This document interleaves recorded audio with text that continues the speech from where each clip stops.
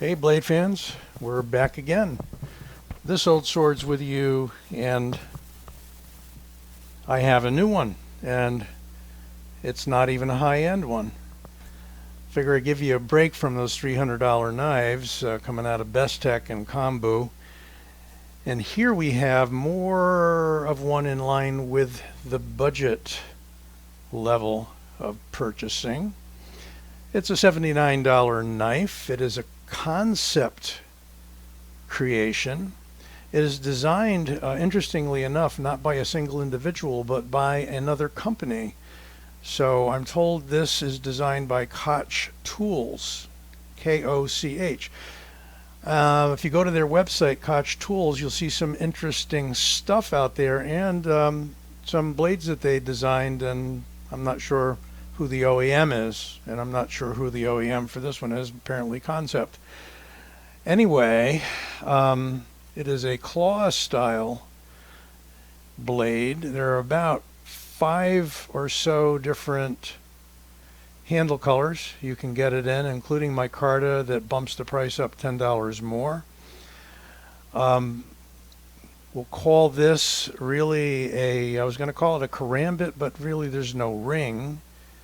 So it's a Talon type claw sort of knife. I know there's another name for them, and I'll think of it before I go.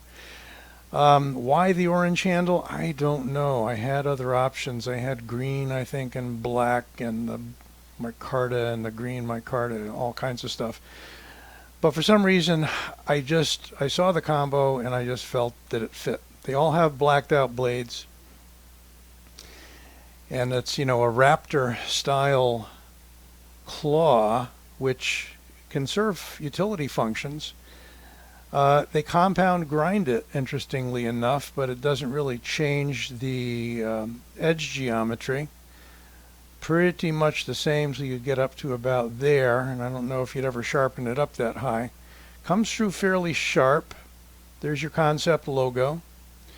Here is your Koch Tools logo.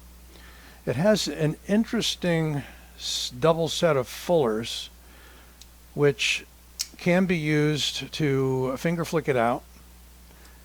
Of course, you got the flipper tab, which is a positive way to open it. Can we thumb it out? Yeah, if you go way up here, you can roll it out. Also, if you thumb flick it from there, not the easiest thing. It's a little bit smooth because of the coating, but yeah, you push down on there pretty good, and yes, you can open it. And since it's a liner lock, you don't really have to worry about pressing against the lock bar or anything like that. Good effective jimping up here, so you hold it this way. Definitely got a good purchase on it. You can even hold it in the karambit style with the edge out, point down, should you wish. You don't have the ring. Not a deep carry. It has an interesting clip that is right hand tip up only. 2 screws holding it in place, and I'm not sure what it's made of. It is titanium. Yep. No magnetic signature. That's steel liners. Obviously steel blade, just testing the magnet. Good access to the liner lock. And you drop it on the ground, you won't lose it because you've got that orange on this one. Now, we'll do some quick measurements. Smaller knife, but it's one of those that you can get all 4 fingers on. We go overall, and curved bladed knives are always a little bit odd to measure, but 6 3/4 inches from the tip to the pommel and 3 inches from the tip to the handle. And the edge, 3 inches. We just don't measure it on a curve. If we go to millimeters and measure the blade, We have 3.7.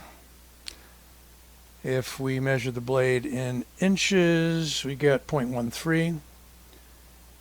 Let's go back to inches for the handle. 0.53 inches across the handle. Let's see what she weighs.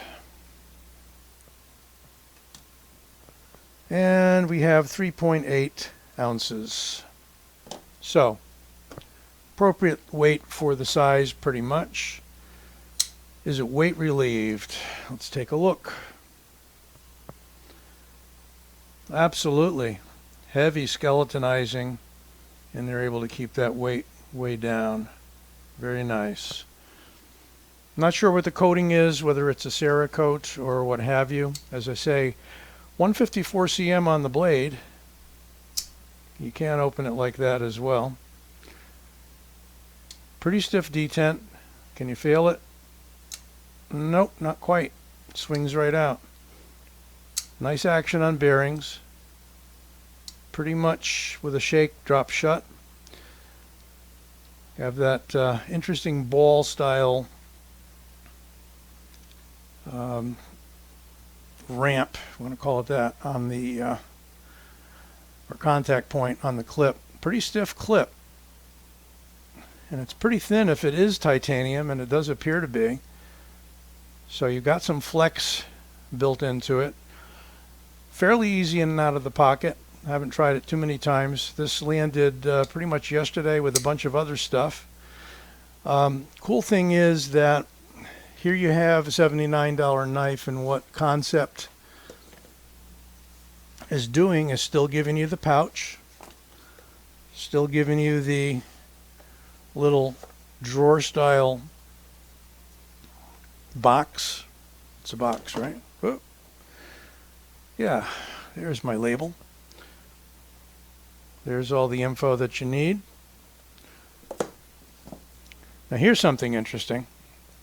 I came upon this one back about a month ago or so from Dirk Pinkerton, and the maker on it was Beyond EDC. Similar? Yeah, kind of. Interesting, you have kind of a broader recurve on that Talon style blade and more towards a karambit on this one. Also, what Dirk did was raise the axis of the blade so that the point stays on a line with the handle. If you know Dirk Pinkerton, everything he designs is very much tactical, self-defense oriented. This guy here could be either EDC or tactical.